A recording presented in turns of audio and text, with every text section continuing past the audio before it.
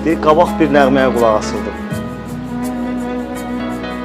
Anam bir musiqi bəstələmişdi. Bir parça şeirdən yaranan əsər bütün nəğmələri üstələmişdi. Demirəm, dərin bir fəlsəfə idi, bəlkə də mənası aşıb daşırdı. Amma o nəğməyə qulaq asanda anamın özü də uşaqlaşırdı. Yox, orada atalar sözü yox idi. Orada anaların ahı var idi, orada bir uşaqlıq xatirələri, orada bir qocalıq ruhu var idi. Bu şair bəstəkar işi deyildi, bu mənim anamın öz əsəri idi.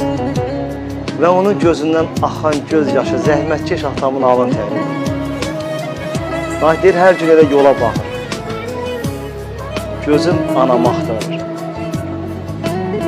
Ona elə öyrəşib ki, üzüm anamı axtarır. Nə olar gəlib qala bizdə, şənlik olar evimizdə, nimət dolu süfrəmizdə düzüm anamı axtarır.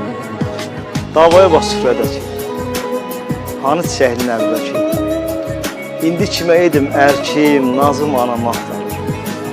Güllü süfrə, güllü pərdə, hər gün açılardı yerdə, nəğmələrdə, şeirlərdə sözüm anamı axtarır.